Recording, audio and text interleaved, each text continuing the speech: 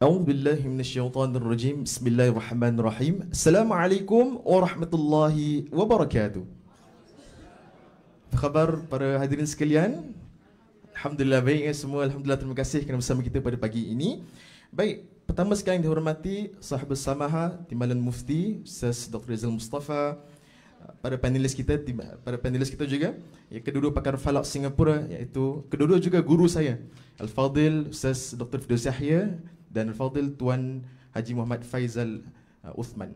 Dan juga para hadirin sekalian, para asatidatul kiram, dan juga para ibu-ibu, ayah sekalian, dan juga yang sedang menonton ya melalui Facebook Live di Masjid Darussalam dan juga di seluruh 35 masjid, alhamdulillah, yang menonton kita pada pagi ini. Sebagai pembuka tirai bicara, ingin saya mulakan dengan firman Allah Subhanahu wa taala, di mana Allah berfirman dalam surah Yunus ayat kelima, a'udzubillahi minasyaitonirrajim. Huwallazi ja'ala asy-syamsa dhiya'an wal qamara nura wa qaddarahu manazila lita'lamu 'adada as-sinina wal hisab. Yang bermaksud, dialah yang menjadikan matahari bersinar-sinar dan bulan bercahaya, dan dialah yang menentukan perjalanan tiap-tiap satu itu berpindah pada tempat peredarannya masing-masing, supaya kamu dapat mengetahui bilangan tahun dan kiraan masa. Baik para hadirin sekalian, topik perbincangan kita pada pagi ini berbunyi, kita hari raya haji bila? Oleh kerana masa terhad, setiap panelis diberikan masa hanya 10 minit bagi setiap soalan, insya-Allah. Dan para hadirin yang punya soalan boleh ajukan ya di Slido yang tadi telah tertera di skrin, dan insya-Allah seandainya masa berpihak pada kita, akan saya kongsikan soalan pada panelis kita, insya-Allah. Baik para penonton sekalian, para hadirin rahmat Allah Subhanahu wa taala, tanpa kita buang masa, ayuh kita mengajukan soalan pertama kepada timbalan mufti kita, Ustaz Dr. Rizal Mustafa, berkenaan dengan perkataan hisab dan ru'yah. Pasti setiap daripada kita pernah dengar perkataan ini, benar? Betul? Pernah dengar tak hisab dan ru'yah? Pernah. Baik, alhamdulillah. Jadi Ustaz Rizal mungkin boleh kongsikan kepada kita, apakah panduan agama dalam menentukan bulan baru dalam kalender Islam, serta apakah pendekatan yang diambil oleh negara Singapura? Tafadhal mashkur. Bismillahirrahmanirrahim. Assalamualaikum warahmatullahi wabarakatuh. Innal hamdalillah nahmaduhu wa nusalli ala Rasulillah wa ala alihi wa ashabihi wa man iqtada bihadihi wa istanna bisunnatihi ila yaumiddin wa ba'd. Rabbi shrah li sadri wa yassir li amri wa hlul 'uqdatam min lisani yafqahu qawli. Yang saya muliakan pengerusi majlis, yang saya muliakan serta yang saya kasihi pengerusi Masjid Darussalam, Ustaz Al-Fadil, Ustaz Rashid, yang saya muliakan, yang saya kasihi serta saya hormati ahli panelis kita, Al-Fadil Dr. Firdaus, Al-Fadil Akh Faizal. Semoga Allah Subhanahu wa taala merahmati kita semua, insya-Allah. Para jemaah muslimin dan muslimat rahimakumullah. Alhamdulillah, kita bersyukur kehadrat Allah Subhanahu wa taala yang telah mempertemukan kita pada majlis yang penuh berkah ini pada pagi yang berbahagia ini. Walaupun pagi Ahad, kemudian waktunya pula waktu duha macam ini. Kalau Allah Subhanahu wa taala kurniakan kepada kita kesempatan untuk bertemu dan memakmurkan rumah Allah Subhanahu wa taala pada pagi yang berbahagia ini, alhamdulillah. Pada awal-awalnya Ustaz Haziq tatkala memberikan kepada saya saranan tajuk, kemudian masa ni, kemudian masa setelah visa dia cuti umum, saya risau juga, takut majlis ni 3-4 orang saja yang hadir kan, lagi berkaitan dengan falak.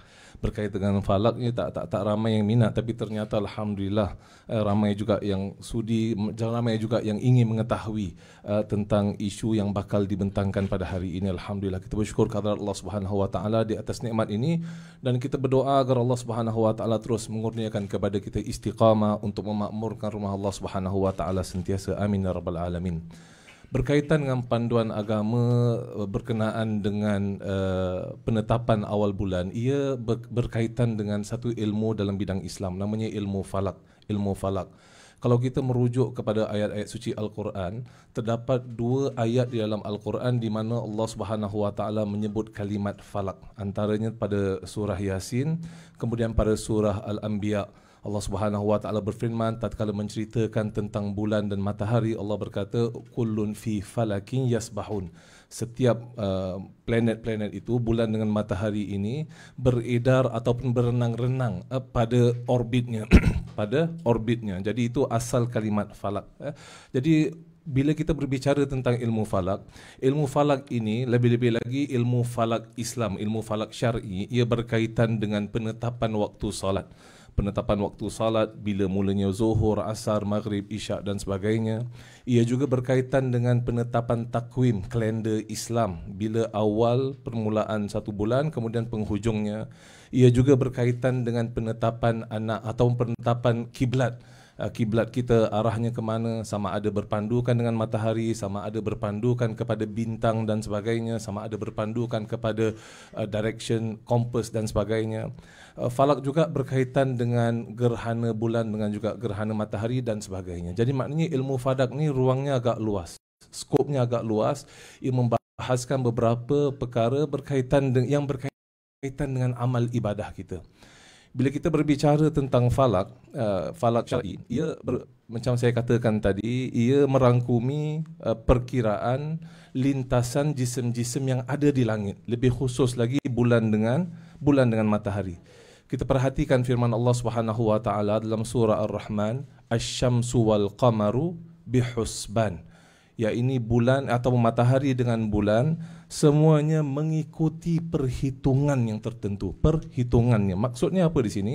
Maksudnya kita boleh memperhitungkan bila bulan dengan bila matahari itu pergerakannya bagaimana, bila terbitnya bulan, bila terbenamnya bulan, di mana pergerakan matahari dan sebagainya. Semuanya merupakan ketetapan Allah Subhanahu wa taala. Jadi itu sikit sebanyak berkait pendahuluan tentang apakah itu falak syar'i di sisi Islam. Bila kita berbicara tentang, saya katakan tadi, di antara perbahasan ilmu falak ini adalah tentang penentuan waktu salat, penentuan awal bulan dan akhir bulan. Jadi maknanya ia berkaitan dengan amal ibadah kita. Jadi untuk kita menentukan awal bulan dengan akhir bulan, setentunya ada dua istilah yang tadi Ustaz Haziq kata, dah sering kita dengar lah. Ia berkaitan dengan hisab ataupun dan juga ru'yah, dua benda. Berkaitan dengan ru'yah dalam erti kata melihat, menyaksikan, ataupun berkaitan dengan hisab, membuat perhitungan. Jadi tentunya hisab ini ataupun ru'yah ini, kita pergi pada ru'yah dulu. Ru'yah yakni menyaksikan. Menyaksikan apa? Menyaksikan anak bulan. Menyaksikan anak bulan, ia merupakan petanda bahawa awal bulan itu telah pun timbul. Jadi bila kita menyaksikan anak bulan, awal bulan telah timbul. Di zaman Nabi pada asalnya penyaksian anak bulan ini berlaku dengan mata kasar lah. Bila seseorang tu boleh menyaksikan bulan dan dia kena tahu dekat mana dia saksikan anak bulan tu. Dia kena tahu arahnya dekat mana dan sebagainya. Seringkali orang ni mungkin berlaku kesilapan, dia tak tahu, tak ada ilmu pengetahuan. Dia katakan, Ustaz saya dah saksikan anak bulan. Tapi bila kita tanya dia, bila sebenarnya awak saksikan anak bulan? Saya saksikan anak bulan tadi pada waktu subuh sebagai contoh. Dia nak nampak bulan sabit. Jadi apabila seseorang tu tidak tahu, tidak ada ilmu pengetahuan, di sini boleh timbul kekeliruan. Jadi ia memerlukan kepada ilmu. Jadi menyaksikan anak bulan dengan secara mata kasar. Kemudian ada juga sekarang ini menggunakan teleskop, menggunakan binocular untuk mendapatkan kepastian lagi. Kemudian ada juga menyaksikan anak bulan dengan menggunakan alat pengimejan ataupun menggunakan alat teleskop yang mana nanti tak silap saya dekat luar nanti ada display tentang bagaimana kita menggunakan alat CCD, komputer lah, maknanya untuk enhance lagi image itu biar jelas. Enhance lagi sesuatu image biar jelas bentuk hilal dan sebagainya. Jadi itu poin yang pertama. Ru'yah ini melalui penetapan ataupun penyaksian anak bulan. Kemudian ada juga poin yang kedua yang penting saya nak sentuh ni tentang hisab. Hisab dalam erti kata perhitungan. Kaedah hisab ini menggunakan kriteria-kriteria yang pelbagai. Saya tak nak kelirukan, macam Ustaz Haziq kata cuba ada 10 minit. Saya nak ringkaskan kepada dua poin yang pertama. Kaedah hisab. Sama ada seseorang itu menggunakan kaedah hisab imkanur ru'yah. Imkanur ru'yah ni apa? Jadi saya sarankan para jemaah semua, dekat sini ada booklet yang telah disediakan oleh pejabat mufti, satu bahasa Inggeris, kemudian yang ringkasannya dalam bahasa Melayu. Dekat situ ada pendetailan, details berkaitan dengan kaedah-kaedah hisab, sejarahnya sedikit sebanyak telah disediakan, dan insya-Allah pejabat mufti lagi menyediakan buku panduan yang kedua yang akan membahaskan agak lebih terperinci lagi. Jadi kaedah imkanur ru'ya sikit lebih kurang maksudnya adalah keberangkalian boleh nampak. Maksud dia apa? Dia merupakan satu kaedah yang mengenal pasti ini kriteria-kriteria yang tertentu sekiranya cuaca itu terang ataupun tidak ada apa-apa dekat angkasa, sebagai contoh tidak ada awan, tidak ada gangguan dan sebagainya, sepatutnya hilal sudah boleh disaksikan, sudah boleh ternampak. Itu merupakan kaedah imkanur ru'yah yang diikuti oleh negara-negara MABIMS, negara-negara MABIMS, Malaysia, Brunei, Indonesia dan juga Singapura. Ada juga macam saya katakan tadi kaedah-kaedah yang lain, kriteria yang lain, sebagai contoh kriteria wujudul hilal yang digunakan pakai oleh sebahagian organisasi dekat Indonesia, sebagai contoh Muhammadiyah Indonesia, bukan Singapura, Muhammadiyah Indonesia menggunakan kaedah wujudul hilal. Wujudul hilal maksudnya adalah hilal itu wujud. Maksudnya apa? Apabila matahari terbenam, kemudian hilal berada di atas ufuk, kalau ikut perkiraan hilal berada di atas ufuk, maka mereka sudah anggap next day itu merupakan bulan baru. Walaupun hilal yang berada di atas ufuk itu darjatnya begitu rendah, sebagai contoh 0.1% ataupun 0.1 degree, ataupun hanya sekadar 1 minit setelah matahari terbenam. Maknanya kalau ikut pakai teleskop ke macam mana canggih sekali pun tak boleh nak saksikan bulan yang begitu rendah macam itu sekali kan. Tapi kalau ikut kaedah wujudul hilal, iaitu kalau ikut perhitungan setelah matahari terbenam, hilal ni ada di atas ufuk, maka mereka menganggap next day merupakan apa? Merupakan kalender baru Islam. Jadi ini dua kaedah. Tapi kaedah yang dipakai di Singapura merupakan kaedah imkanur ru'yah. Imkanur ru'yah, iaitu nanti insya-Allah teman-teman saya akan buat pembentangan slides bilakah berlaku kaedah imkanur ru'yah, degree-nya berapa, jarak lengkungnya apa dan sebagainya. Jadi menurut kaedah imkanur ru'yah, seharusnya kalau tidak ada apa-apa, macam saya kata tadi, dekat ufuk itu jelas, tidak ada apa-apa awan, dan dah berkali-kali kita ni bawa teleskop pergi cuba nak menyaksikan hilal. Sepatutnya dah boleh menyaksikan, tapi kerana mungkin kondisi faktor cuaca, mungkin kerana faktor awan yang begitu tebal dekat ufuk, maka begitu sukar untuk menyaksikan bulan tersebut. Jadi itu sikit sebanyak Ustaz Haziq yang dapat saya sampaikan tentang dua kaedah secara umum yang sekarang ini biasanya diguna pakai, dan kaedah mana yang diguna oleh Singapura, yang dipertimbangkan oleh Singapura. Wallahu a'lam. Baik, alhamdulillah, syukran jazilan pada Fadil Ustaz Dr. Izal atas pengungsiannya. Jadi soalan seterusnya saya tujukan kepada Al-Fadil Ustaz Dr. Firdaus Yahya. Berdasarkan perkongsian Ustaz Izal tadi, bahawa Singapura telah menggunakan kaedah imkanur ru'yah. Jadi mungkin Ustaz Firdaus boleh kongsikan kepada kita, apakah mungkin sejarah Singapura menggunakan pendekatan ini sejak tahun 1974? Fadhil Ustaz. Bismillahirrahmanirrahim. Alhamdulillah wassalatu wassalamu ala Rasulillah wa ala alihi wa sahbihi wa man walah. Al-Fadhil Sahibus Samahah Mufti Negara Singapura, Dr. Naziruddin, para panelis yang saya hormati, moderator forum kita pada pagi ini, dan seterusnya tuan-tuan dan puan yang dirahmati Allah. Saya tak banyak masa sebab apa kita forum ringkas, jadi saya nak berikan yang ringkas-ringkas sajalah, cop-cop saja. Okey. Soalan ditanyakan ialah kenapa dan sejarahnya, kenapa Singapura ini tidak amalkan ru'yah? Kenapa Singapura tidak lihat anak bulan seperti mana negara Malaysia, Brunei dan juga Indonesia? Jawapannya kalau nak ringkas senang saja. Singapura ni kecil. Malaysia tu berapa besar? Berganda-ganda daripada Singapura. Brunei berapa besar? Indonesia, berapa besar? Jadi nak bandingkan negara kecil macam negara besar tak boleh. Negara besar ada banyak tempat nak tengok anak bulan. Kat Singapura kat mana nak tengok anak bulan? Atas flat? Di atas Bukit Timah? Kita pergi Bukit Timah tengok monyet nanti. Pergi Marina Bay Sands, naik atas tengok orang swimming.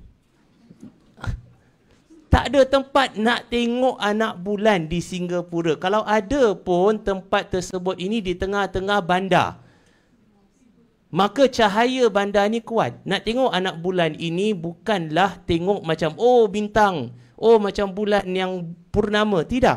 Anak bulan kalau nak tengok, contohnya kalau nak bagi pemisalan, cuba ambil benang putih, letak di lampu fluoresan macam gini putih, cuba tengok daripada jauh. Nampak tak benang putih tu? Kalau awak nampak, memang kita panggil awak tengok anak bulan dah. Kalau awak tak nampak, jangan komen banyak. Itu cerita. Itu susahnya nak tengok anak bulan. Okay, apatah lagi di kawasan Singapura. Di negara besar, mereka banyak tempat. Ini pertama. Faktor kedua, di Singapura di sini, kerana dia kecil dan seperti negara di kawasan kita ni, Nusantara ini, Khatul Istiwa ini, berawan, hujan. Hari ni sekarang dah hujan. Tempat saya tadi pergi panas terik. Sampai sini hujan lebat. Tak boleh nak agak. Kita boleh cakap, oh hari ni panas, kita boleh tengok anak bulan. Ya, panas sampai ke petang. Tapi bila tengok kaki langit, ada awan. Sebab kita tengok anak bulan bukan tengok atas. Kita tengok dekat kaki langit. Tahu kaki langit? Ufuk. Okay? Tempat mana bertemu langitnya dengan darat. Situ anak bulan tu tinggi dia macam gini saja. Ini pun dah cukup tinggi lah. 2 jari saya. Kadang-kadang 1 jari saja. Nak tengok apa? 1 jari macam gini. Bukan senang. Orang kata tengok anak bulan, tengok anak bulan. Cuba tengok anak bulan. Pernah saya kongsi satu cerita ni yang disampaikan kepada saya oleh mufti lama kita, Syekh Syed Isa bin Semit. Dia memulakan dengan konsep imkanur ru'ya ataupun hisab. Ada beberapa orang yang tak puas hati dengan dia. Dia kata, kenal kita mesti tengok anak bulan. Okey. Kata, bila nak tengok? Dia cabar orang tu lah, sekumpulan orang ni. Kita tengok pada akhir bulan sekian-sekian. Okey. Dekat mana nak tengok? Mereka kata tempat yang tertinggi di Singapura. Patut itulah tahun 70-an. Kat mana agaknya tempat tertinggi Singapura? Bukit Timah? No way. Bukit Timah semua pokok tinggi-tinggi. Awak tengok apa? Okey, kita pergi ke Mount Faber. Tinggi tak? Tinggi sebab dia mount apa? Mountain. Pergi sana. Naik atas. Okey, dia ini cerita betul. Dan dia ajak pada petang tersebut pergi. Okey, sekarang kita dah sampai masa ni, kita tengok. Sebab waktu dulu tak pakai teleskop. Tak ada teleskop. Itu semua barang mahal-mahal. Puluh-puluh ribu punya. Okay, dan tak ada alat-alat teropong ke apa. Jadi kita kena tengok dengan mata kasar kita lah kat mana nak tengok. Maka dia kata, okey, cari anak bulan. Maka sekumpulan orang ni pun, saya tak nak cerita siapa, tengoklah atas langit, tengok timur, tengok barat, tengok sana sini, semua tengok. Maka dia tanya, kamu semua tengok kat mana? Cari anak bulan lah. Yelah, kita kena tengok keliling baru cari jumpa. Kalau tak tengok keliling, nak jumpa macam mana? Kata dia, awak cari mana? Anak bulan kat situ, sebelah barat. Bukannya kat atas, kat langit, kat timur, dekat barat, dekat sana semua. Tak ada. Tengok sana, hujung sana situ. Macam mana tahu? Situlah perlu ada ilmu. Kalau tak ada ilmu, pakai tembak saja. Di situ perlunya belajar falak syar'i. Di situlah perlunya untuk kita tentukan dekat mana kedudukan anak bulan. Jadi kita tak meracau cari mana anak bulan tersebut. Nak tahu kedudukannya perlukan ada ilmu pengetahuan. Apa dia? Ilmu perkiraan. Kalau tak tahu kira, tak tahu kat mana. Perkiraan ni apa? Mathematics. Bila orang kata mathematics macam meremang bulu rumah. Dulu O level, alamak. Ilmu hisab. Dan ilmu hisab sekarang ini canggih, tepat. Ilmu hisab dahulu tak berapa tepat. Ini standard, kan ilmu makin berkembang. Dulu tak ada alat seperti komputer. Tak ada alat seperti kalkulator. Jadi pakai tangan, manual. Jadi buat kira-kira tersebut, alamak salah. Bukan senang. Saya pernah buat perkiraan pakai tangan. Azabun azimun. Ya. Jadi kita pakai kalkulator. Sekarang komputer. Makin canggih. Tekan butang, pop, keluar. Jadi alat yang canggih, teknologi dengan ilmu matematik yang canggih, combine, dia jadi satu alat yang sangat ampuh, senjata yang sangat ampuh untuk menentukan dekat mana anak bulan. Bahkan dia itu lebih tepat daripada kita gunakan mata kita. Sebab gunakan mata, awak tanya, ni betul anak bulan ke awan, ke asap, ke apa bintang, ke UFO? Cuba cakap apa benda ni. Awak yakin 100% anak bulan? 90%. Tapi kalau ada ilmu matematik, yakin. Bahkan saya boleh tengok dan anak bulan mesti ada kat situ. Saya tak nampak, tapi anak bulan mesti kat situ ada. Sebab apa? Ilmu ni tak boleh bohong. Orang kata tak boleh pakai ilmu hisab ini semua bidah-bidah. Habis awak solat pakai ilmu hisab apa pasal? Kenapa awak tak keluar tengok? Tak boleh hujan. Jangan solat dah kalau hujan. Sebab awak tak percaya matematik. Jadi ilmu matematik ini adalah satu ilmu yang Allah telah anugerahkan kepada kita. Maka Rasulullah SAW, Nabi yang membawa syariat yang sesuai sepanjang zaman sampai akhir masa, syariat Islam ini meraihkan juga ilmu ini. Maka Rasulullah SAW menyampaikan dua hadis. Ada satu hadis yang tak disebut dalam buku ini, ada satu hadis yang disebut dalam buku ini. Kedua-duanya riwayat sahabat yang sama, Abdullah bin Umar radhiyallahu anhuma. Satu hadis Rasulullah SAW yang mana saya berikan maknanya lah, tak payah bahasa Arabnya. Kalau kamu tak dapat lihat anak bulan kerana dia tu lindungi awan ke apa, komplitkan 30 hari. Senang. Tak nampak 30 hari. Satu lagi hadis pula kata, kalau tak nampak anak bulan, tentukan dia tu ada. Faqdurulah. Macam mana boleh hadis?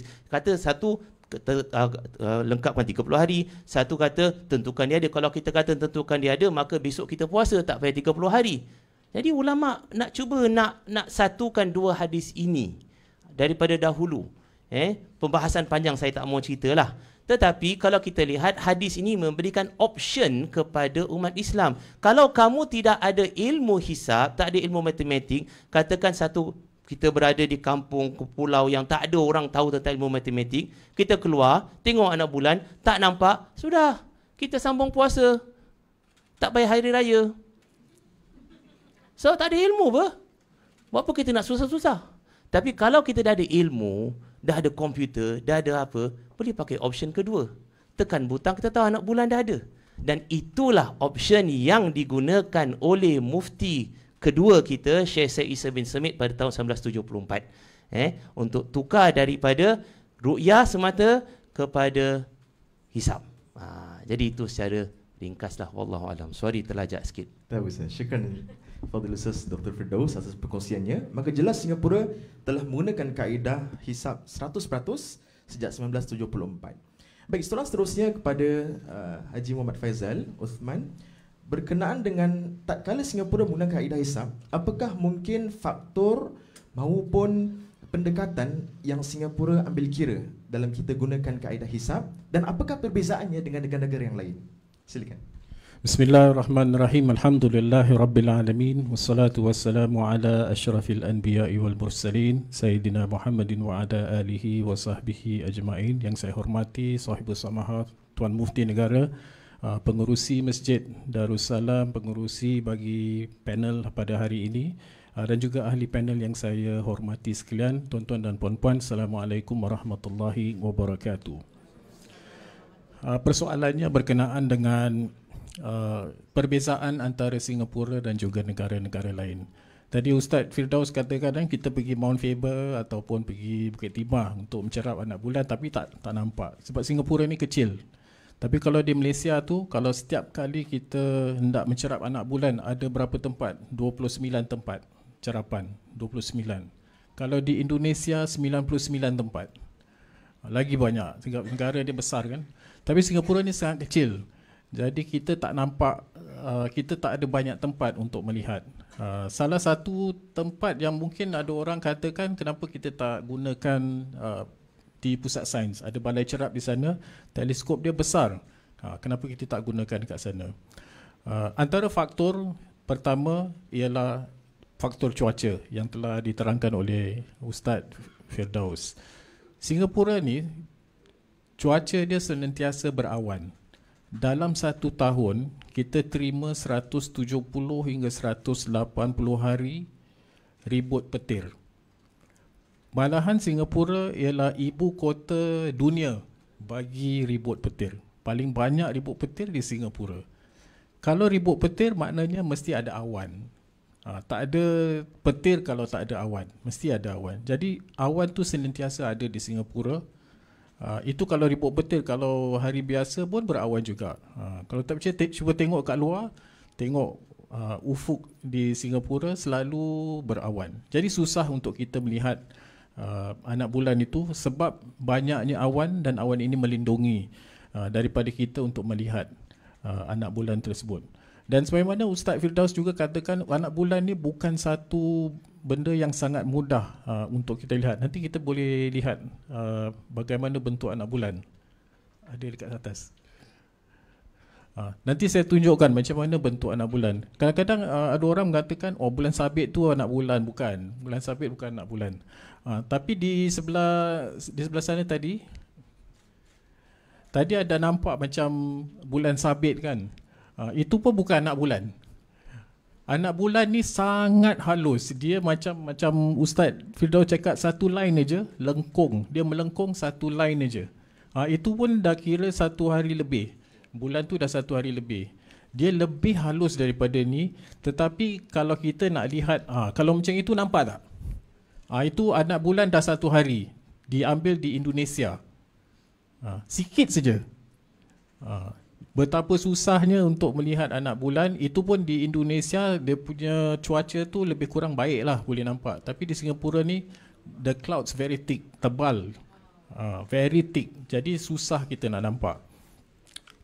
Saya dah pergi banyak tempat untuk lihat anak bulan tapi tak nampak. Di Singapura pun saya tengok, di Malaysia pun saya tengok, Teluk Kemang saya pernah pergi, di KL Tower, tahu KL Tower? Kalau awak pergi restoran dia yang berputar tu, saya pergi ke atas dia. Pun tak nampak, susah nak nampak. Di Singapura, Mount Faber saya tak pernah pergi lah. Maybe Ustaz dah pernah pergi. Bukit Timah saya tak pernah, sebab itu tempat yang bukan tempat yang terbaik untuk melihat anak bulan di Bukit Timah. Jadi saya pergi ke Tuas, kadang-kadang saya pergi ke pernah saya pergi ke Pulau Satumu.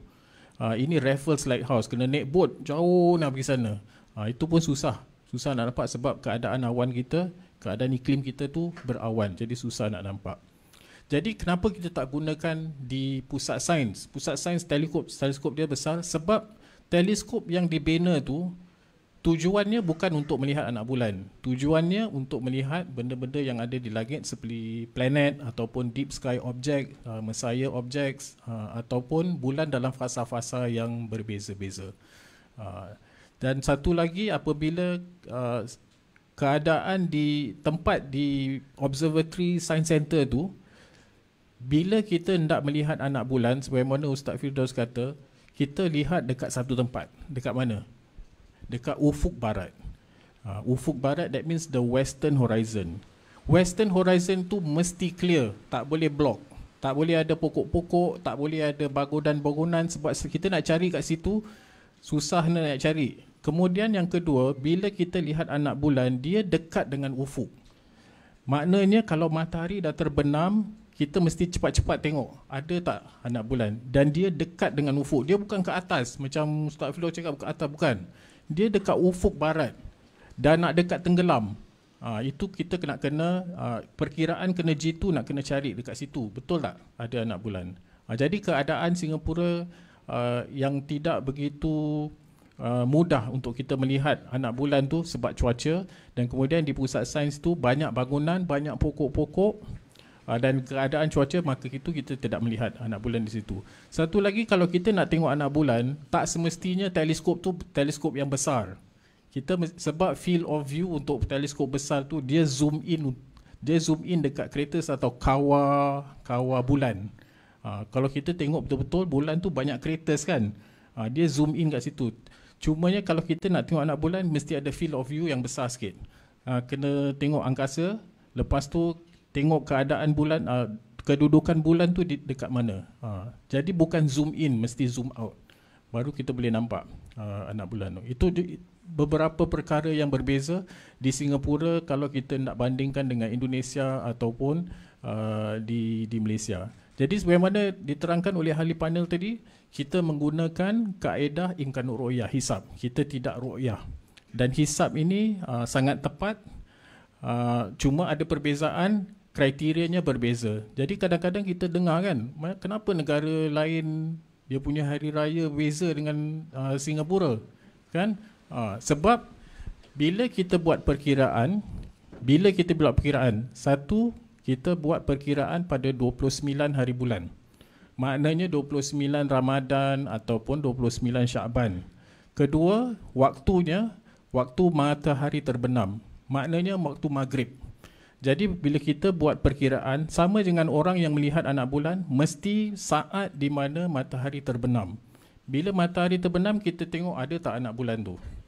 Jadi kalau perbezaannya macam Muhammadiyah, mereka menggunakan wujudul hilal, Nampak tak kira.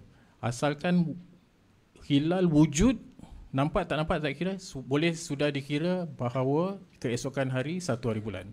Tetapi bagi Singapura, Imkanul Ru'yah ada 2 data yang mesti ditepati oleh bulan. Satu, waktu matahari terbenam, saat matahari terbenam, tinggi bulan 3 darjah. Jadi tinggi bulan 3 darjah ni dalam 1-2 finger saja. Kalau kita stretch out, tinggi bulan 3 darjah. Yang kedua, jarak lengkung. Jarak lengkung ni apa? Angle di antara matahari dengan bulan, 6.4 darjah. Jadi kalau 2 parameter itu ditepati, maka kita boleh kira bahawa anak bulan itu boleh kelihatan. Kalau bawah daripada itu, kita kira tak boleh lihat. Itu perkiraan di Singapura. Tetapi kalau perkiraan itu dibuat di Aceh ataupun di India ataupun di tempat-tempat lain, kalau mereka gunakan Imkanul Ru'yah lah, mungkin natijah dia lain. Dia punya calculation mungkin lain. Mungkin mereka boleh nampak.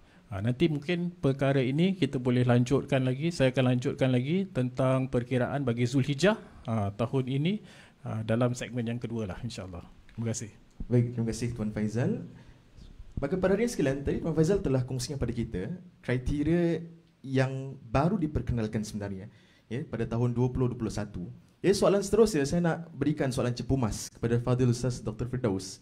Berkenaan dengan apakah perbezaan kriteria yang diperkenalkan pada 2021 dengan kriteria sebelumnya?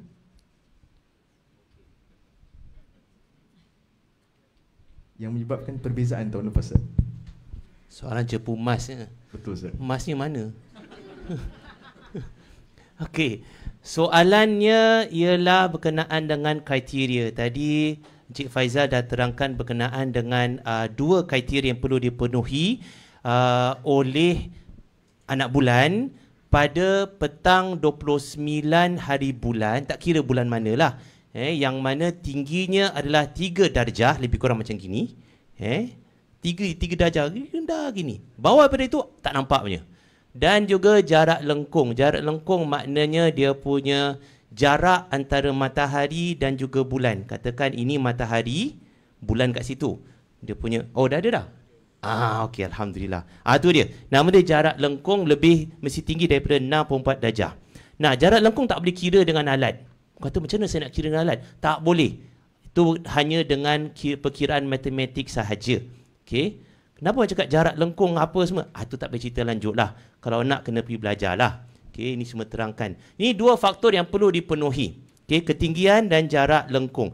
Antara 2 faktor ini, yang lebih penting adalah jarak lengkung. Jarak lengkung ini, dia menentukan sama ada anak bulan itu boleh dilihat ataupun tidak. Ketinggian anak bulan itu membantu kita menggunakan teleskop, theodolite, apa jua alat untuk nak tengok. Itu saja. Okay? Dan apabila matahari tenggelam, bulan tu mesti ada atas ufuk. Okey. Bila masa berjalan, matahari tu makin tenggelam ke bawah, betul tak? Habis bulan tak tenggelam. Takkan bulan melekat kat situ. Bulan pun tenggelam juga. Jadi dia makin dekat dekat ufuk, terus tenggelam dia. Maka bulan ini Allah SWT cipta, subhanallah. Pergerakannya tu agak kompleks. Dia agak bukan bercelaru lah, agak canggih sikit. Dia boleh turun ke ufuk ini sama ada menuju ke matahari ataupun jauh kepada matahari. Style lah. Stylo Milo. Memang stylo Milo. Dia boleh turun dekat matahari, dia boleh turun jauh dari matahari. Kalau dia makin turun dekat dengan matahari, makin susah nak nampak. Kalau dia turun makin jauh daripada matahari, makin senang nampak. Jadi bukan senang tengok anak bulan. Awak dia turun macam mana? Jadi itu kriteria dia. Kita nak tahu jarak dia tu daripada matahari. Kalau dia makin dekat, bye-bye. Tak nampak. Kalau dia makin jauh, insya-Allah mudah-mudahan nampak. Okey. Ini 2 kriteria. Sebelumnya kita gunakan kriteria seperti ini juga, tapi dengan tambahan umur anak bulan. Anak bulan mesti berumur 8 jam. Orang kata apa pula umur anak bulan 8 jam pula ni? Kalau setengah bulan, umurnya 15 hari. Suku bulan umurnya 7 hari. Okay? Jadi kita gostan sampai pada waktu dia tu kosong hari. Umur anak bulan yang kosong maknanya bulan tu baru nak, bukan lahirlah, baru nak start perkiraan. Itu adalah apabila matahari, bulan, bumi satu garisan. Ini kita boleh lihat kalau berlaku gerhana. Ini bila dia start garisan di sini, ini maknanya kosong jam. Kemudian dia jalan. 8 jam kemudian dia dah cukup besar untuk lihat. Sekurang-kurangnya lah. Sebenarnya tapi kalau ikut praktis 8 jam pun tak boleh lihat. Dia mesti sekurang-kurangnya berapa rekod? 12 jam? No. Global. Ini pakar. 13 jam sekurang-kurangnya. Rekod tengok anak bulan adalah 13 jam. Bawah daripada 13 jam belum ada rekod tengok. Jangan main-main. 13 jam. Okey, tapi kriteria lama 8 jam. Ni kriteria MABIMS dah lama. Kemudian dibuang daripada bincangkan, tak payah umur anak bulan, kita hanya lihat kepada 2 faktor ini dan kemudian kita revise. Kalau dulu 2 darjah di atas ufuk, sekarang kita naik 3 darjah. Kalau dulu jarak lengkung hanya 3 darjah dekat sangat dengan matahari, tak pernah nampak, kita naikkan pada 64 darjah, 6.4 degrees. Kenapa naik 6.4 degrees? Sebabnya itu adalah minimum distance yang mana anak bulan pernah dilihat di seluruh dunia. Bukan di Singapura. Singapura jangan cerita lah. Di seluruh dunia. Ada rekod 700 lebih observation anak bulan. Jadi daripada 700 rekod ini, mereka lihat, yang paling minimum distance antara anak bulan dan juga matahari adalah 6.4 degrees. Jadi kita cakap, 6.4 degrees is the minimum. Kalau bawah pada 6.4 degrees, tak ada rekod tengok. Jadi kita tolak. Kerana itu, tuan-tuan yang dirahmati Allah, pada tahun lepas, kita tidak raya pada hari Isnin. Hari Isnin kan? Kita raya Selasa. Sebabnya ialah, di Singapura pada hari Ahad, anak bulan 6.2 darjah, 6.2 degrees. Tak ada rekod nampak 6.2 degrees. Kalau kita isytiharkan raya, awak berdasarkan apa? Tak ada pengalaman anak bulan boleh dilihat pada 6.2 degrees. Jadi itu ceritanya. Jadi kita minimum 6.4 degrees dekat situ. Ini kriteria MABIMS. Okay. Maka apa lagi yang tanya tadi? Ana lost. Perbezaannya dengan tahun-tahun yang lepas. Dah jawab tadi dah. Okey dah, itu sajalah Okey, terima kasih.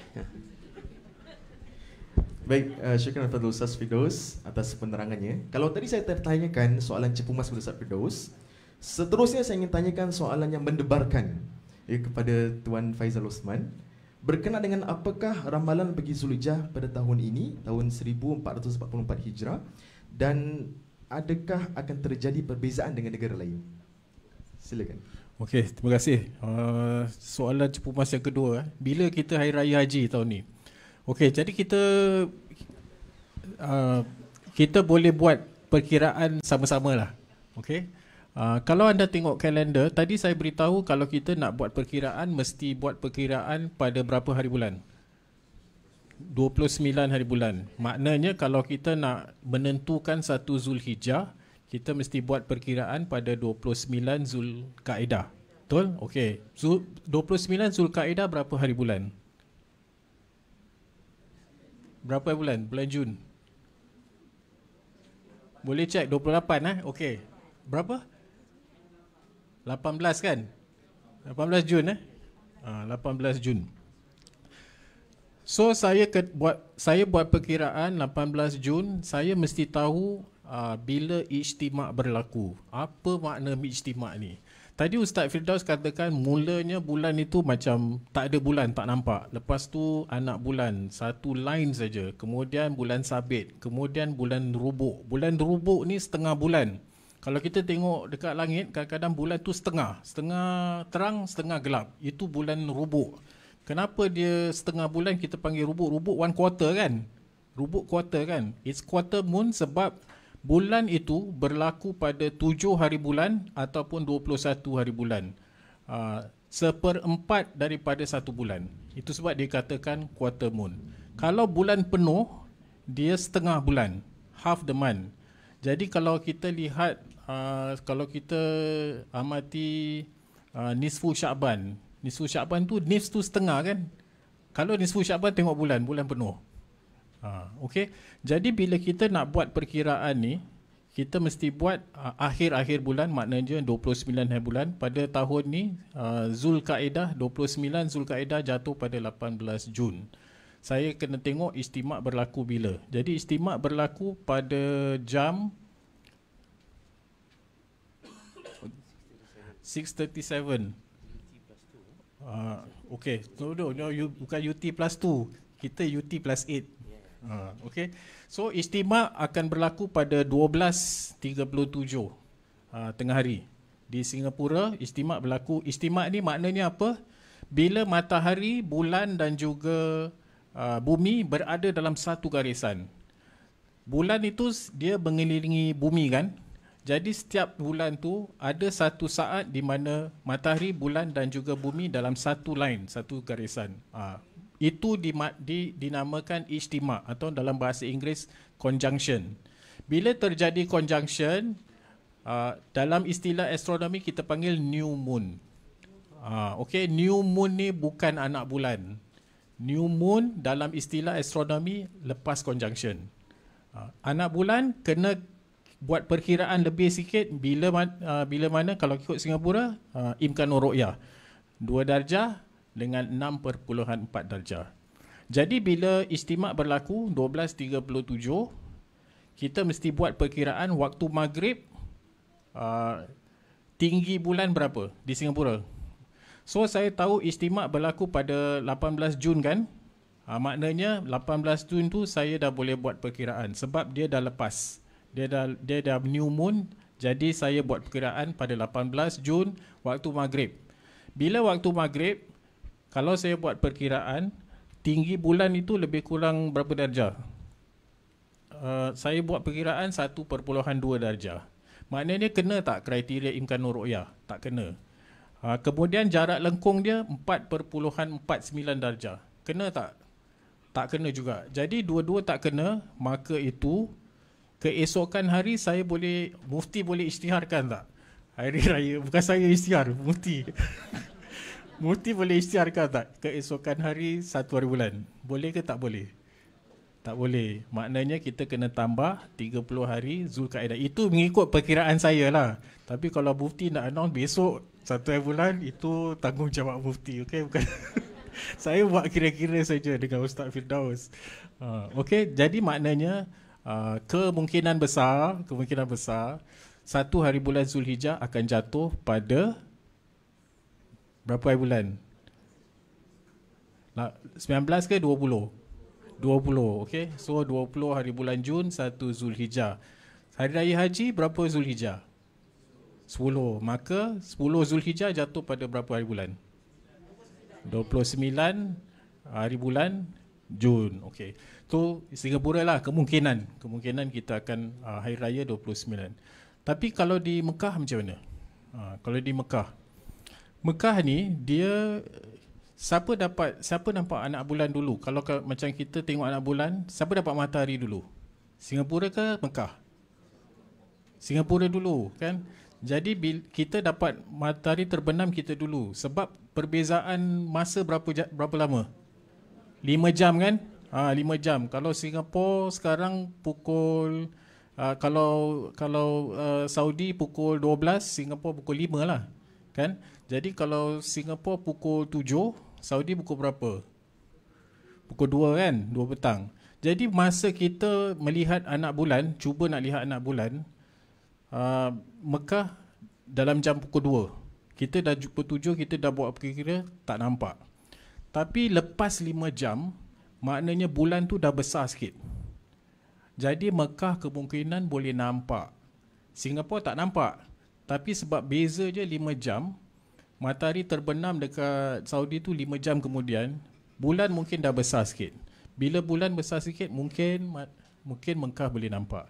Jadi kalau mungkin kalau Mekah nampak, maknanya keesokan hari 1 Zulhijjah. Jadi mungkin mereka akan hari raya berapa hari bulan? 28 hari bulan Jun. Mungkin ada perbezaan lah.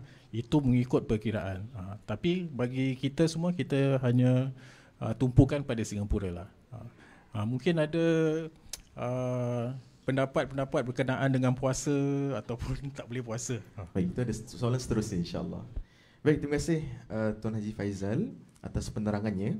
Nah, sekarang ini kalau kita bincangkan tentang permulaan bulan Zulhijjah, ada lagi satu soalan cepu mas berkenaan, banyak cemas ya, berkenaan dengan bilakah pula kita puasa Arafah. Nah, seandainya kalau di Mekah ya, telah mula wukuf dan di Singapura perlu ikut waktu wukuf ataupun ikut 9 Zulhijjah di negara kita, seandainya kita berlainan ya, dalam tarikh 9 Zulhijjah. Maka itu saya persilakan kepada Timbalan Mufti Ustaz Dr. Rizal. Fadhal. Bismillah. Terima kasih Ustaz Haziq. Banyak sangat soalan cepu mas ni. Tak apa, asalkan jangan kena cepu sudah. Soalannya begitu baik.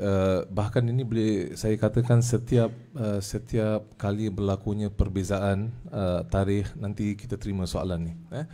Tapi secara umumnya adalah kita diwajibkan oleh Allah Subhanahu Wa Taala untuk mengikuti waktu dan masa yang sekarang ni kita berada padanya lah. Sebagai contoh, tak lama lagi kita akan solat zuhur.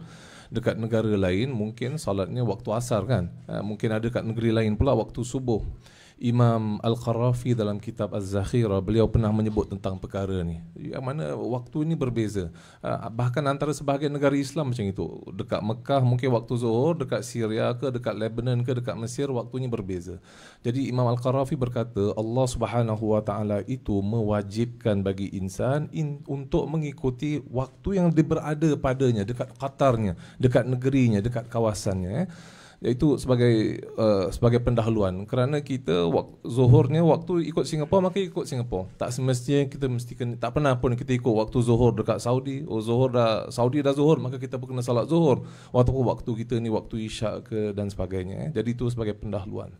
Poin yang kedua saya nak sentuh di sini, ada hadis Nabi SAW yang diriwayatkan oleh Imam Muslim. Nabi menyebut tentang fadilat dan kelebihan melaksanakan ibadah puasa ataupun berpuasa pada hari Arafah. Pada hari Arafah, Nabi SAW bersabda, siyamu yaumi Arafah, puasa pada hari Arafah. Perhatikan, Nabi kata siyamu yaumi, hari Arafah. Nabi tak cakap Arafah saja, tapi Nabi sebut yaum Arafah. Yaum yakni itu dari segi bahasa Arab maknanya zarfuz zaman. Nabi SAW hubung kaitkan, diikatkan dengan masa yang tertentu. Puasa pada hari Arafah, Nabi kata ahtasibu ala Allah, aku berharap agar Allah Subhanahu Wa Taala menghapuskan dosa yang lalu dan dosa yang sebelumnya. Jadi maknanya dosa 2 tahun Allah Subhanahu Wa Taala hapuskan. Imam An-Nawawi punya pendapat, ini dosa-dosa kecil lah. Dosa-dosa kecil, insya-Allah Allah Subhanahu Wa Taala sedia untuk maafkan, untuk ampunkan. Adapun dosa besar, dosa seseorang dengan hamba Allah, dengan mak ayah ke, dengan teman ke dan sebagainya, ini kena minta maaf lah. Ada dosa besar, kena memerlukan taubat kepada Allah Subhanahu Wa Taala, taubat yang khas. Tapi secara umumnya Nabi bersabda siyamu yaumi Arafah, puasa pada hari Arafah. Nah, bila kita melaksana puasa pada hari Arafah, wukufnya bila? Wukuf berlaku pada 9 Zulhijjah. Dan puasa pada hari Arafah ini disunnahkan untuk mereka yang tidak pergi ke haji. Adapun mereka yang buat haji, mereka dekat Arafah, sunnahnya adalah untuk tidak berpuasa. Kerana Nabi tak berpuasa, Khulafa ar-Rashidin tak pernah berpuasa. Walaupun sebahagian daripada sahabat diriwayatkan pernah berpuasa, sebagai contoh Urwah ibn Zubair dan sebagainya. Tapi sunnahnya adalah apa? Untuk mereka yang tidak menunaikan haji, tidak pergi ke haji, untuk berpuasa pada 9 Zulhijjah. Jadi Nabi SAW menghubung kaitkannya dengan puasa pada hari Arafah, hari. Dan bukan pada hari jemaah haji itu berada dekat apa? Berada dekat wukuf, tidak dihubung kaitkan dengan perbuatan wukuf yang berlaku dekat Saudi Arabia ataupun dekat tanah haram, tapi dengan hari Arafah. Jadi kalau 9 Zulhijjah dekat rantau ini berlaku pada tarikh yang tertentu, pada tarikh yang tadi, bila, jadi insya-Allah 9 Zulhijjah ni bila dijangkakan 28 tentunya semuanya kita kena tunggulah pengumuman daripada Tuan Mufti sendiri, tapi dijangkakan pada 28 Jun. Jadi maknanya pada hari itu kita menunaikan kita punya puasa pada hari Arafah. Tak perlu untuk kita ragui, tak perlu untuk kita was-was. Tapi Ustaz, macam mana Ustaz? Adakah ni semalam kita kena berpuasa kerana Saudi tak berpuasa? Tidak. Kerana dihubung kaitkan dengan hari 9 Zulhijjah. Itu yang diwajibkan oleh Allah Subhanahu wa taala untuk kita mengikuti ketetapan masa yang kita berada padanya. Wallahu a'lam. Baik, syukran Ustaz Dr. Izal atas perkongsiannya. Di sini ada sedikit Q&A yang telah diberikan melalui Slido. Ini akan saya tanyakan soalan yang merisaukan ya kepada Al-Fadhil Ustaz Dr. Izal. Berkenaan dengan tatkala Singapura berbeza hari raya contohnya dengan negara lain, perlukah kita ataupun apa hukum warga Singapura ikuti tarikh negara lain seperti mempercepatkan hari raya? Betul Ustaz.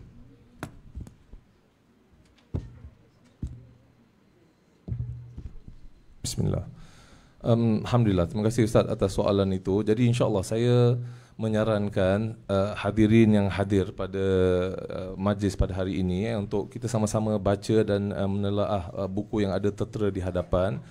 Jadi soalan-soalan kerana buku ni penting kerana di sebalik buku ni sebenarnya ada kisah. Apabila peristiwa pada tahun lalu tu berlaku, saya dan juga pegawai-pegawai saya kita scroll through social media, begitu ramai sangat antara warga Singapura ni dah jadi pakar falak Ustaz. Banyak sangat semua nak jadi macam mufti, keluarkan fatwa kanan kiri tengah terbalik. Jadi tujuan buku ni sebenarnya kita kumpulkan soalan-soalan yang paling penting yang kita rasa mungkin dah banyak sangat orang bertanya, maka kita kumpulkan dekat buku ni. Sebagai contoh, jawapan bagi soalan yang diajukan tadi ada terdapat pada muka surat 19 muka surat 19 di mana peristiwa ini pernah berlaku di zaman para sahabat radhiyallahu anhum ajma'in.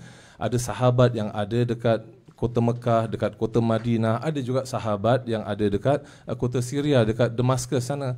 Jadi mereka ini melaksanakan permulaan ibadah puasanya berbeza.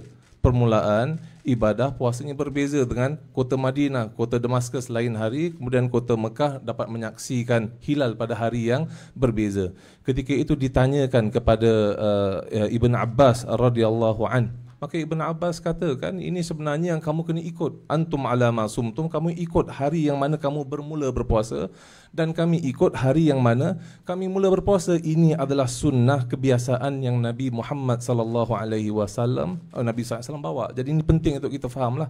Jadi mereka yang ada dekat Singapura mesti kena ikut masa yang telah ditetapkan oleh Singapura. Tadi sebagaimana Tuan Faizal katakan, perkiraan hisab tentang permulaan bulan ini adalah jitu, begitu tepat.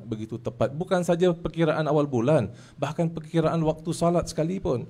Kalau betul kita ni hanya nak ikut ru'yah sahaja kan, sebenarnya waktu salat pun siapa yang belajar fiqh Syafi'i kitab Matan Nabi Syuja', kita kena lihat kepada bayang sudah 2 kali ganda waktu asar.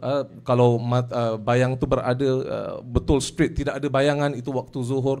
Jadi begitu sukar untuk kita kan. Kita menggunakan hisab untuk menetapkan takwim, untuk menetapkan waktu salat, sama juga dengan permulaan bulan Islam dengan juga pengakhiran. Ia semua berdasarkan kepada hisab, dan ilmu hisab ini adalah perkiraan yang jitu. Jadi secara ringkas, kita berada pada satu tempat, kita kena hormati adat ataupun penetapan pada tempat tersebut. Kita kalau berada dekat negeri jiran, maka kita kena menghormati penetapan yang berada pada tempat tersebut. Wallahu a'lam.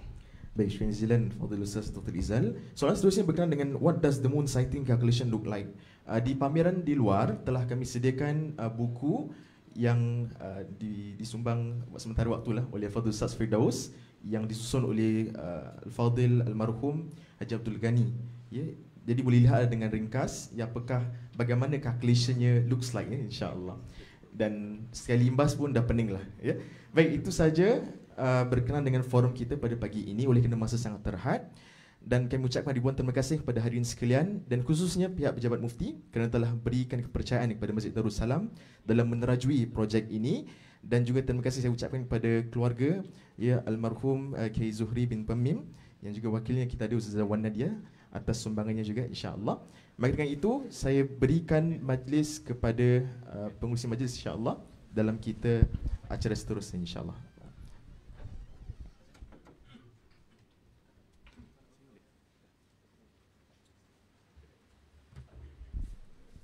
Baik, terima kasih kepada para panelis kita atas perkongsian. Terima kasih kepada panelis kita atas perkongsian yang sangat bermanfaat ya. Baik, seterusnya kami ingin menjemput Sahibus Samaha Mufti Ustaz Dr. Naziruddin Muhammad Nasir untuk memberikan ucapannya. Falyatafaddal mashkura. Persilakan.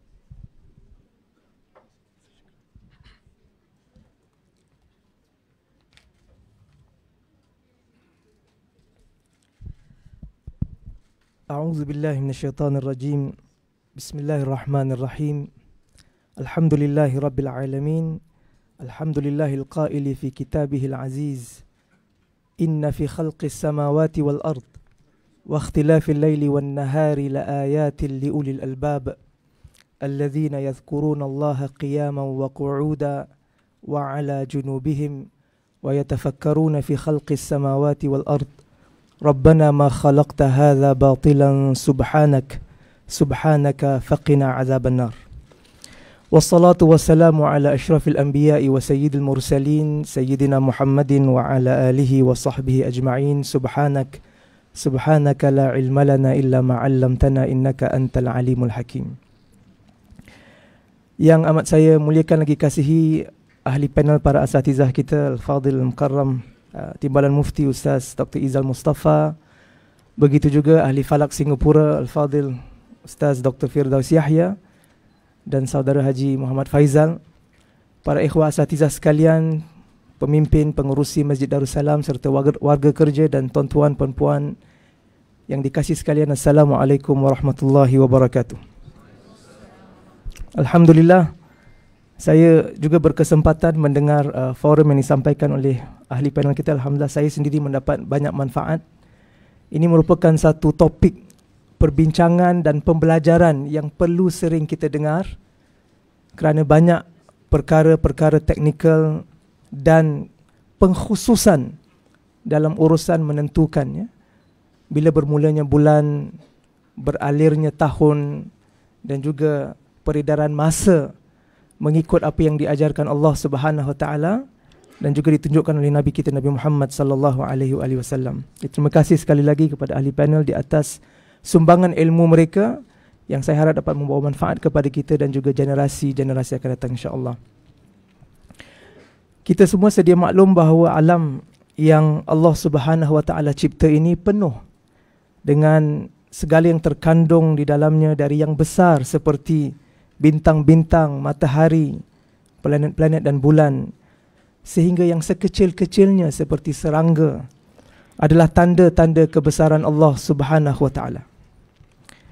Dan pada setiap ciptaan Allah itu terdapat pengajaran bagi manusia yang telah dikurniakan Allah Subhanahu Wa Taala akal untuk memikirkan dan merenungkan kebesaran kuasa Allah Subhanahu Wa Taala.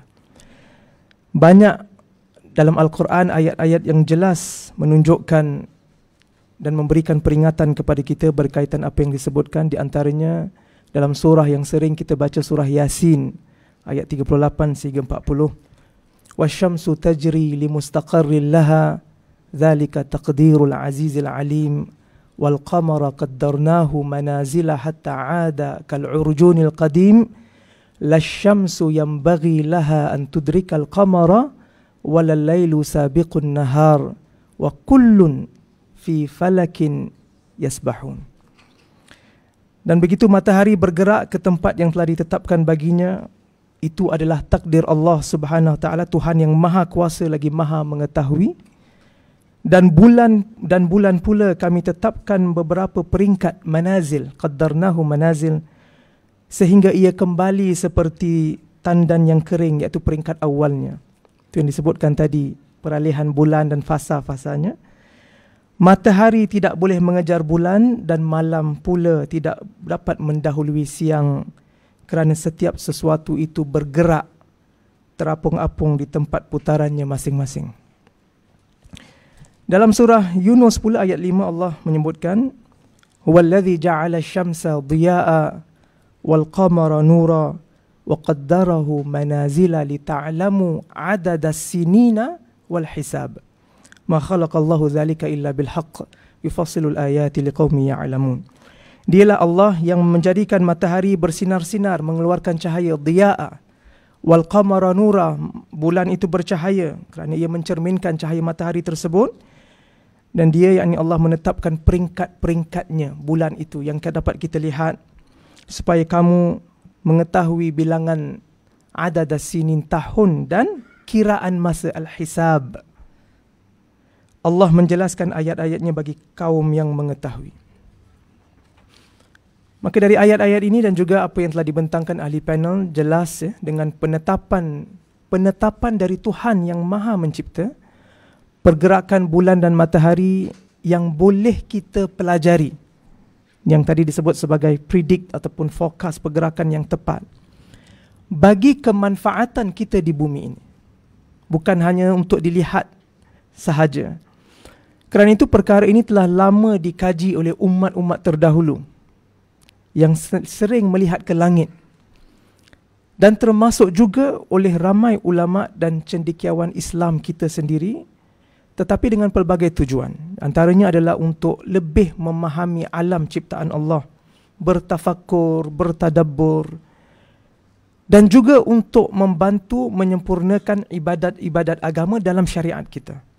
Kerana banyak ibadat terikat dengan masa dan tempat. Sebagai contoh yang disebutkan ahli panel tadi, dalam menunaikan rukun Islam yang antara yang paling terpenting, solat sebagai contoh. Bila masuk waktu, bila berakhir waktu, mencari arah kiblat, di mana Kaabah dan juga kawasan Makkah yang boleh kita arahkan salat kita, semuanya memerlukan ilmu dan pengetahuan khusus berkaitan pergerakan matahari dan bulan. Dan kerana pergerakan bintang dan bulan adalah mengikut peraturan yang telah ditetapkan Allah Subhanahu Wa Taala, sesuatu yang telah ditetapkan Allah, seperti yang disebutkan dalam surah Yunus tadi dan banyak ayat yang lain. Ia bermakna dengan ilmu dan kecanggihan teknologi, termasuk pembangunan dalam bidang matematik yang telah disebutkan Ustaz Dr. Firdaus dalam trigonometri khususnya dan sebagainya, yang lebih advance, maka lebih perlu kepada beyond E-Maths yang ke O-level saja, tapi kepada A-Maths dan juga C-Maths, F-Maths dan sebagainya. Maka kita boleh menghitung ataupun sekurang-kurangnya mempelajari dengan lebih tepat lagi pergerakan bulan di langit. Kerana itu di kalangan ulama silam seperti Imam As-Subki rahimahullah, ulama pada kurun ke-8 Hijriah, dah lama dah, beliau menulis dalam kitabnya Al-Ilmul Mansyur fi Itsbatis Syuhur. Ini ulama dahulu, mereka bukan sahaja belajar Al-Quran dan hadis dan fiqh, mereka juga memahami ilmu-ilmu lain termasuk ilmu matematika dan sebagainya. Beliau berpandangan perkiraan hisab adalah di antara kriteria paling utama yang menentukan sama ada betul ataupun salah sesuatu ketetapan tarikh, dan bukan pandangan kasar mata manusia. Kerana seperti yang tadi dibincangkan, pandangan tersebut kalau tidak terlatih dan tidak faham, boleh tersilap. Yang bukan anak bulan diingat anak bulan. Dan ini telah banyak didokumentasikan berlaku di dunia ini. Tetapi perkiraan yang berdasarkan ilmu itu adalah perkiraan yang lebih tepat kepada kedudukan anak bulan. Dan kita yang mungkin tak terbiasa dengan bidang astronomi dan juga falak syar'i, kita mungkin belum dilatih atau terlatih mengenal pasti sesuatu dalam atmosfera atau fenomena atmosferik, ya, seperti wujudnya anak bulan.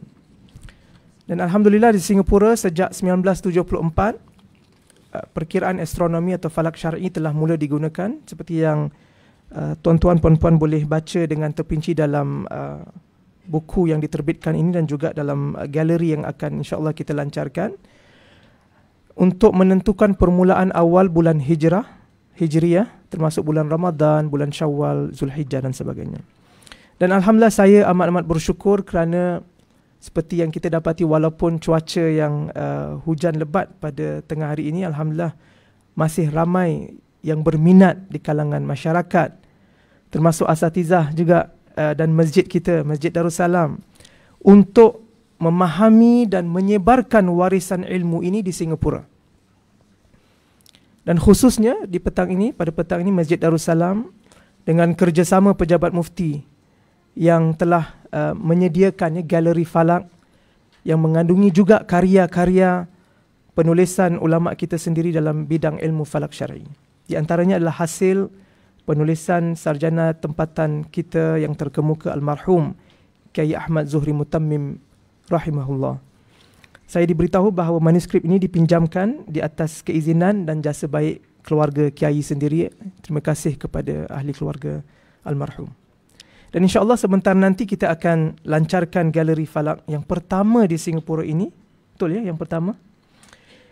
Dan ini merupakan di antara usaha untuk kita terus mendidik masyarakat dan membina serta mempertingkatkan kefahaman mereka dalam isu penentuan bulan-bulan Islam, waktu salat dan sebagainya. Kerana, ini penting, kerana ilmu yang sahih sahajalah adalah sebaik-baik ubat atau vaksin bagi kekeliruan, kebingungan, kecelaruan, kadangkala penyelewengan yang amat mudah berlaku zaman ini kerana mudah disebarluaskan melalui internet, media sosial dan sebagainya. Dah banyak sangat peringatan, bukan bab ini sajalah, semua bab pun. Kalau tak pasti jangan dikongsi. Tapi makin tak pasti, makin dikongsi. Kerana yang tak pasti itu berita-berita yang berbaur sensasi, yang boleh menimbulkan kekecohan, dan kadang-kadang naluri manusia lebih condong terhadap perkara sedemikian, tetapi sesuatu yang sangat dilarang agama. Jadi sebagai contoh, ada yang bertanggapan bahawa jika tarikh berbeza, tadi ahli panel dah bincangkan, kalau tarikh berbeza je ada yang tersilap. Mesti ada yang tersilap. Tapi biasanya negara yang minoriti Islam atau negara kecil yang dianggap yang salah lah. Yang besar tu mesti betul. Kalau macam tu yang kecil selalu kena bully. Atau demi kesatuan umat, semua tarikh harus disatukan. Tapi ini tanggapan yang tidak tepat sama sekali, seperti Ustaz Dr.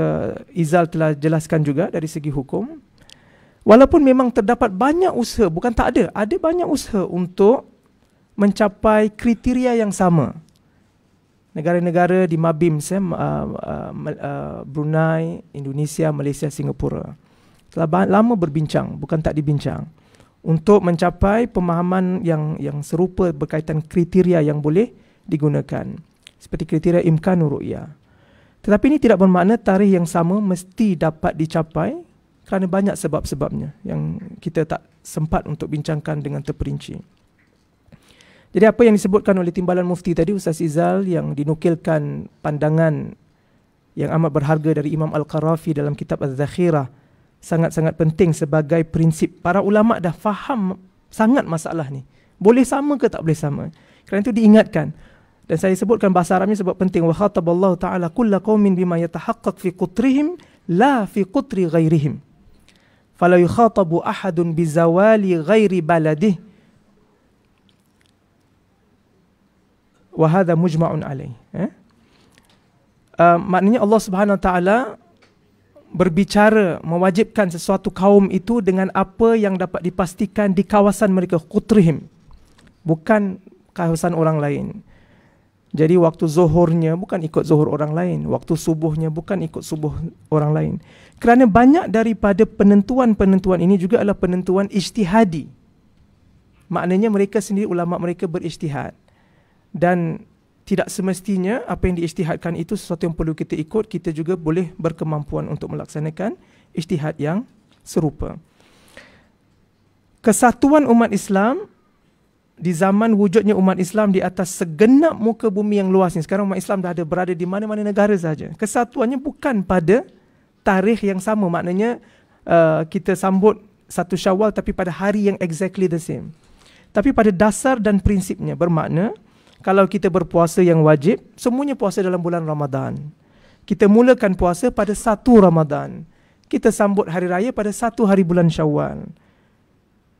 kita menunaikan salat 5 waktu sehari, subuhnya, zuhurnya, asar, maghrib, isyak. Tapi bila ia dilaksanakan, balik kepada negara masing-masing. Jadi saya harap, amat berharap kita dapat terus menyebarkan dan mengembangkan ilmu yang tepat lagi sahih, dan juga mengelakkan daripada kita mengedarkan keraguan maupun kadang-kala sampai timbul fitnah dan sebagainya. Dan semoga galeri falak yang telah dibina di dalam Masjid Darussalam ini dapat menyumbang ke arah tersebut. Saya harap tuan-tuan puan-puan yang hadir dapat meluangkan masa sedikit melihat maklumat yang ada pada galeri tersebut dan juga menggalakkan teman-teman jemaah lain juga untuk mempelajari.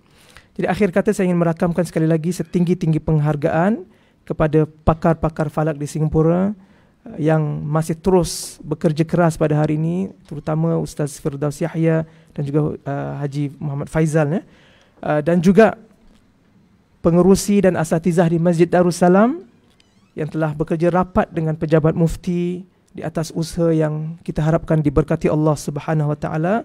Semoga Allah menerima segala usaha baik ini dan Allah menganugerahkan kita masyarakat Islam Singapura dengan juga para asatizah yang memimpin, taufik dan hidayah Allah Subhanahu Wa Taala untuk mencari keredaannya insya-Allah dalam segala apa yang kita usahakan. Aqulu qauli hadza wa astaghfirullahal azim li wa lakum wallahu waliyyut taufiq. Wassalamualaikum warahmatullahi wabarakatuh.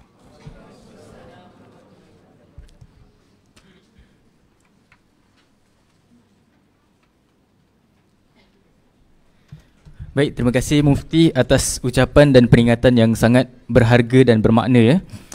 Alhamdulillah selesai sudah forum pada hari ini. Semoga ia memberi manfaat kepada kita semua. Sekarang telah pun tiba masanya untuk kita bersama-sama menyaksikan pelancaran Galeri Falak. Untuk makluman sekalian, beberapa pameran di Galeri Falak ini adalah simpanan asli oleh keluarga almarhum Kiai Zuhri bin Mutammim yang dipinjamkan khas untuk galeri ini. Dengan itu kami mengucapkan jutaan terima kasih kerana telah menyumbang kepada usaha dakwah ini. Baik, dengan itu kami mengundang para panelis dan juga sahibus samahah Mufti untuk beredar dahulu diiringi oleh pengerusi masjid. Silakan.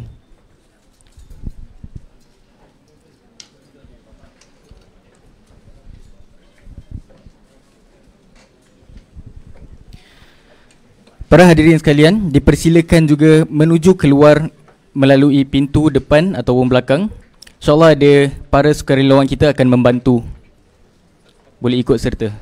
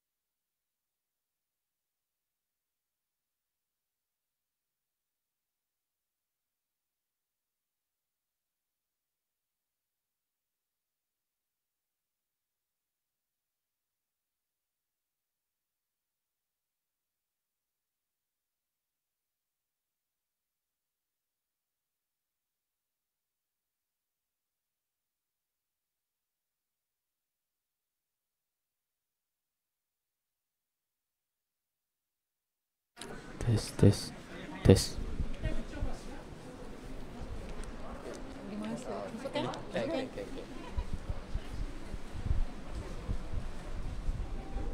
Boleh. Baik, bismillahirrahmanirrahim. InsyaAllah pelancaran Galeri Falak akan bermula dari 3, 2, 1. Bismillah.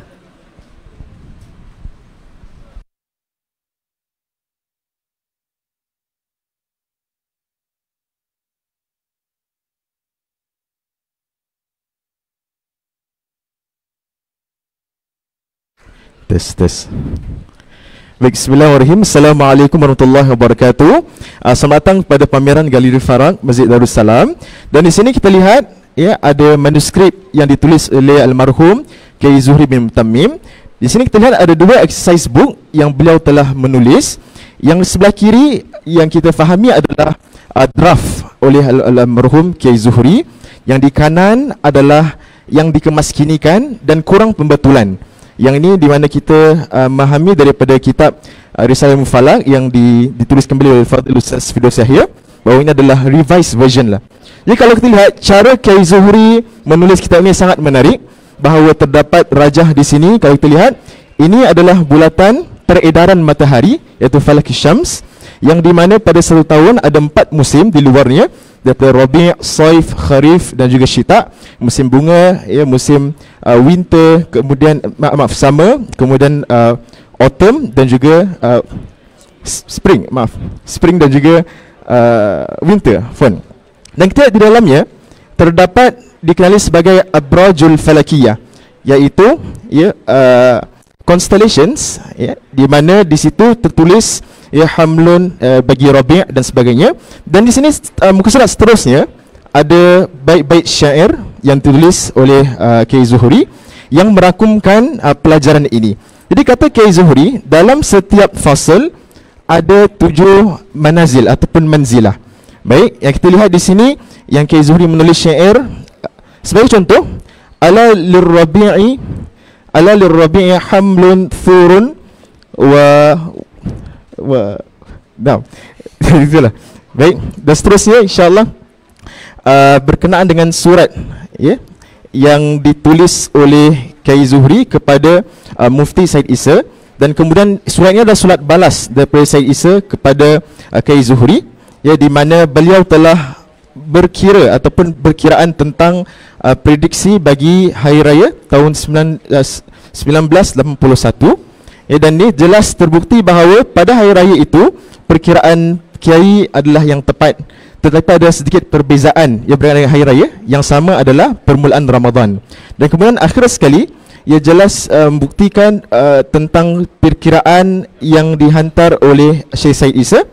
Kata lihat, itu adalah mengikut timing di London, kerana itu adalah perkiraan yang disepakati oleh pakar falak seluruh dunia. Baik, dan seterusnya insya-Allah kita menunjukkan, ya, di sebelah sini adalah beberapa publication yang lalu. Yang sebelah tengah ini adalah Hisab Awal Bulan Hijrah, Hisab Awal Bulan Kaedah Perkiraan Waktu Solat dan sebagainya. Buku ini disumbangkan oleh Fadil Ustaz Firdaus Yahya yang disusun oleh almarhum Haji Abdul Ghani bin Saleh.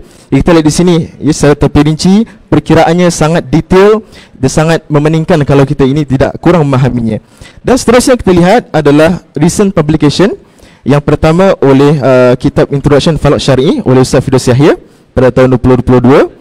Dan yang ini yang paling recent lah, yang paling terkini 2023, hasil kerjasama Darussalam dan juga pejabat mufti. Dan seterusnya kita lihat di sini adalah Mizwala Qibla Finder, adalah mencari kiblat menggunakan bayangan matahari. Jadi sini ada 4 komponen, iaitu dipanggil sebagai kayu istiwa. Dengan itu kita mendapati, ya, bayangan matahari tersebut. Kemudian kita ada dial 360 darjah dan sebagainya. Baik. Jadi seterusnya kita merujuk ke sini permulaan bagi perkiraan ataupun galeri falak. Ini adalah galeri di mana kita merangkumkan konten, ya, booklet yang telah kita producekan, ya, buat tetapan umum sekalian. Dan kita lihat di sini adalah permulaan dengan introduksi berkaitan dengan falak syar'i, apakah elemen-elemennya dalamnya, dan kemudian kita memahami tentang konsep, ya, ru'yah ataupun konsep hilal dalam Islam, fasa-fasa bulan, dan kemudian apakah approach ataupun pendekatan yang digunakan dalam kita memahami permulaan bulan baru Islam, ru'yah, imkan ru'yah, dan kemudian perkembangan kriteria, ya, daripada tahun 1978, dan kemudian yang paling recent iaitu 2021 berkenaan dengan kriteria MABIMS yang terbaru. Dan seterusnya, tatkala kita menggunakan kriteria imkan ru'yah, apakah mungkin faktornya? Kenapa? Apakah sebabnya? Nah, ini adalah sebab-sebab yang diletakkan. Yang pertama adalah sebab atmosfera. yang menghalang daripada kita melihat anak bulan. Yang kedua adalah sebab geografi, di mana Singapura ini sangat kecil dan sangat heavily urbanized, ya. Dan kemudian kita lihat sejarah yang ada di sini. Pada dahulu kala Singapura telah cuba melihat anak bulan, ya, seperti ini gambar di hilal di rooftop Asia Building, ya, tahun 50-an. Dan seterusnya kita lihat, ya, pada tahun lepas, di mana Bersama Mufti telah cuba untuk mencarap hilal, tapi tidak dapat kita nampaknya kerana faktor-faktor ini yang jelas terbukti, faktor atmosfera dan juga faktor geografi. Dan kemudian ini adalah pengalaman pejabat mufti dan juga saya sendiri secara peribadi, ya, bersama pejabat mufti dalam kita cuba untuk mencarap hilal. Kita lihat beberapa tempat di Singapura, di Pulau Satumo, kita naik bot 1 jam untuk ke sana. Dan kemudian kita juga pernah pergi ke Tuas dan sebagainya, tetapi tidak dapat juga melihat anak bulan. Ya, oleh kerana itu ada beberapa persoalan di sini. Adakah kriteria MABIMS akan berubah pada masa hadapan? Jawapannya adalah ini adalah berkenaan dengan ijtihad. Maka boleh berubah seandainya kriteria itu berubah dan kita mendapati berdasarkan experience ataupun tajribah yang kita laksanakan. Dan kemudian soalan yang penting, jikalau negeri lain nampak hilal, adakah kita perlu ikut? Jawapannya tidak. Kita tidak perlu mengikut berdasarkan hadis Quraib yang juga dijelaskan dalam buklet yang kita berikan. Jadi para penonton sekalian, jika inginkan buklet tersebut boleh dapatkan di Masjid Darussalam dan juga boleh scan QR code di sini. Dan insya-Allah semoga apa yang kita sediakan ini memberi manfaat kepada semua dan mendalamkan lagi pengetahuan kita dan dapat meningkatkan kesedaran tentang kepentingan ilmu falak insya-Allah. Dan wallahu a'lam bissawab. Assalamualaikum warahmatullahi wabarakatuh.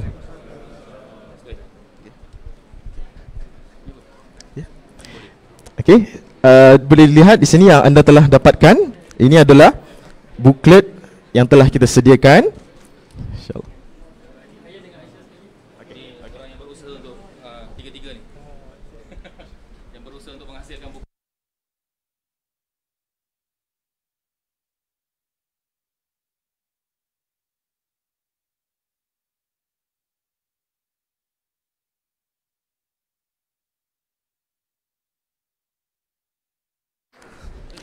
Baik, itu sahaja daripada kami. Anda bolehlah, ya, pergi ke galeri ini dan melihat sendiri apa yang telah disediakan. Dan juga untuk pengetahuan anda, ini kedua-dua adalah teleskop yang kita gunakan, ya, bagi kita cuba untuk collect data bagi mencarap hilal. Kedua-dua teleskop ini. Jadi silakanlah tengok-tengok. Dan mungkin jika anda punya apa-apa soalan, bolehlah rujuk pada kami yang akan berada di sini insya-Allah. Okay, Assalamualaikum warahmatullahi wabarakatuh.